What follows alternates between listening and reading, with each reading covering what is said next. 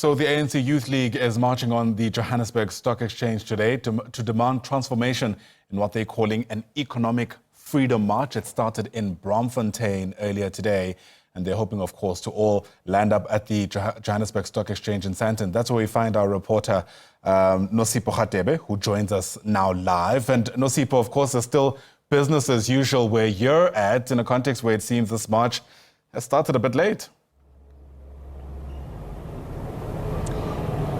Good afternoon, Ayanda, to you as well as the viewers. Apologies, I'm struggling to hear you, but we're here outside the Johannesburg Stock Exchange here in Johannesburg in Sandton, where we're expecting marchers from the ANC Youth League to hand over their memorandum to executives here at the JSE. Now, this march, the second in as many weeks coming to the JSE, and the march really by the ANC Youth League over employment opportunities. They're calling for inclusive economic opportunities for young people, especially. We know with the high unemployment rate in South Africa, young people as well as women disproportionately affected by unemployment in South Africa.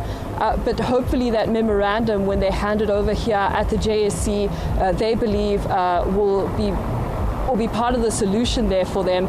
But one of the things that they're also calling for, I know that the NUM is also going to be joining them. The NUM also, throwing their support behind this march, saying that the two-part system, they've put their focus on that, saying that the money that is allocated towards the savings needs to be increased because workers can only withdraw a certain portion of that money, and they say that's not enough. And so they want government at NEDLAC to address that situation.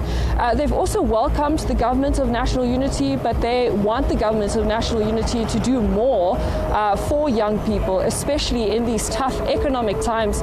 Despite, interest rates and inflation coming down, we know that the food basket is still expensive, and poor households are affected by this. They're still struggling to buy food and put nutritious food on the table.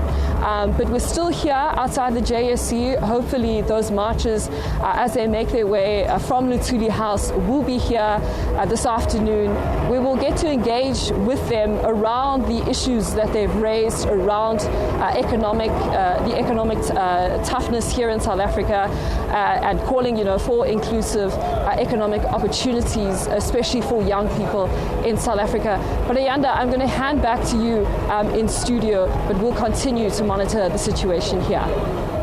All right, Nosipho Radebe, thanks very much indeed. Still business as usual there, just outside the Johannesburg Stock Exchange in Sandton. That's where we're anticipating the scores of ANC Youth League members who had gathered at the Johannesburg City Centre, more specifically in Bloemfontein earlier this morning, and are making their way to Sandton. Now, if you're familiar with that route, you'll know that it's not a small feat in a context where there's a heat wave warning in place. So we certainly hope everybody is hydrated and is ready to take up the challenge as these young people I suppose, vent their anger in some instances and highlight their plight issues, of course, which have been highlighted for quite some time over the past couple of years.